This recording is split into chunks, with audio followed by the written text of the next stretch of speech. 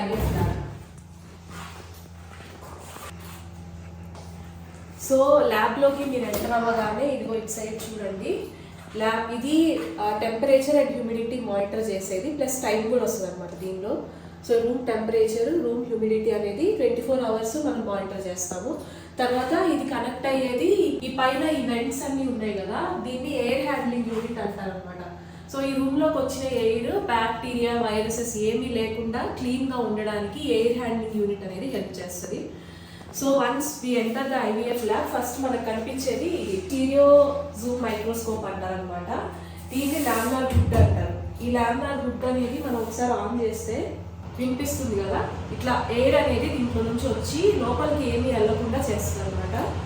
And ఈ stereo Zoom microscope ఏంటి అంటే, మనం పెట్టిన ఏదైనా దీని కింద 2.5 నుంచి 100 times వరకు మ్యాగ్నిఫై అవుతుంది.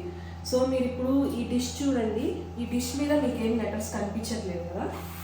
ఒకసారి మనం ఈ మైక్రోస్కోప్ కింద కనుక పెట్టినట్లయితే చూసారా, విట్రోమెడ్ అనేది కనిపిస్తుంది. సో ఇట్లా మ్యాగ్నిఫై చేస్తుంది అనమాట ఏదైనా.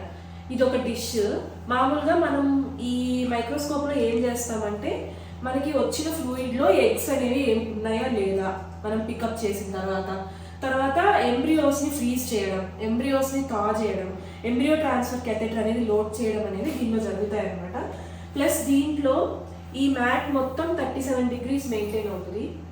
అండ్ ఇక్కడ ఈ టెస్ట్ ట్యూబ్ వార్మర్ కూడా ఉంది. సో దీంట్లో కూడా మనకు 37 degrees అనేది మెయింటైన్ అవుతుంది అనమాట. It's still coming up to temperature. So next thing వచ్చేసరికి, నెక్స్ట్ బిగ్ థింగ్ ఏంటంటే, this is called ICSI micro manipulator. ICSI అంటే ఇంట్రాసైటోప్లాస్మిక్ స్పర్మ్ ఇంజెక్షన్ అనేది మనం ఈ మెషిన్లో చేస్తాము. సో ఈ చిన్న నీడిల్ ఏదైతే మీకు కనిపిస్తుందో ఇక్కడ, ఈ వెరీ స్మాల్ నీడిల్, ఈ నీడిల్ హెల్ప్తోనే మనము ఎగ్ స్పర్మ్ అనేది దీంట్లోకి ఇంజెక్ట్ చేస్తాం అనమాట. మీరు ఆ ప్రాసెస్ ఇక్కడ చూడొచ్చు, ఒకసారి స్క్రీన్లో చూడండి. సో ఒక దాంట్లో ఈ హోల్డింగ్ పిప్పెట్ అనేది ఉంటుంది, ఇంకొక దాంట్లోనేమో ఇంజెక్షన్ పిప్పెట్ అనేది ఉంటుంది. సో ఆ ఇంజెక్షన్ పిప్పెట్ వచ్చి ఎగ్ లోపలికి స్పర్మ్ అనే దాన్ని ఇంజెక్ట్ చేస్తుంది అనమాట. సో ICSI అనే ప్రాసెస్ ఈ మెషిన్లో జరుగుతుంది. ఈ మెషిన్ అరౌండ్ 400 times మ్యాగ్నిఫై చేస్తుంది మనం ఏది పెట్టిన దాని కిందకి. సో నెక్స్ట్ వచ్చేసి ఇంక్యుబేటర్స్ అండి, ఇవి రెండు. ఇది బాక్స్ ఇంక్యుబేటర్ అంటారు, ఇది CO2 ఇంక్యుబేటర్ అనమాట. సో దీంట్లో ఏంటంటే మనం Day 3 వరకు ఎంబ్రియోస్ అనేవి గ్రో చేయొచ్చు. అండ్ కల్చర్ మీడియా అవి ఇంక్యుబేట్ చేయడానికి కూడా మేము దీన్ని వాడతాము. నెక్స్ట్ ఇంక్యుబేటర్ ఇది Day 5 ఇంక్యుబేటర్, దీన్ని ట్రై గ్యాస్ ఇంక్యుబేటర్ అని కూడా అంటారు. సో దీంట్లో ఏంటంటే మన యుట్రస్ అంటే గర్భసంచి లోపల ఏ కండిషన్స్ అయితే ఉంటాయో ఆ కండిషన్స్ అనేవి ఈ ఇంక్యుబేటర్ మనకి మెయింటైన్ చేస్తుంది అనమాట. సో దీని లోపల అక్కడ ICSI చేసిన డిషెస్ని తీసి, ఇదిగోండి ఇట్లా ఈ డిష్ అనేది తీసి దీని లోపల ఇట్లా పెట్టి 5 days మనం ఎంబ్రియోస్ని గ్రో చేస్తాం. గ్రో చేసిన తర్వాత మనకు అవి బ్లాస్టోసిస్ట్ అనే స్టేజ్కి వస్తాయి. వచ్చిన తర్వాత ఫ్రీజ్ చేస్తాం అనమాట.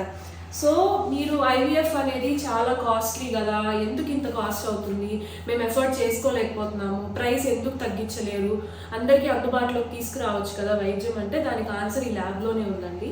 మనం ఈ ఎయిర్ క్వాలిటీ అయితేనేమి, ఈ ఇంక్యుబేటర్స్ అయితేనేమి, ఇవన్నీ మెయింటైన్ చేయడం అనేది it is a very costly undertaking అనమాట.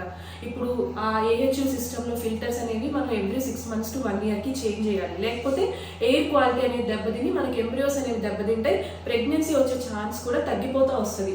ప్లస్ ఈ ఇంక్యుబేటర్స్ యాక్చువల్గా ఒకటే చాలు, కానీ 2 ఎందుకు పెట్టాము బ్యాకప్.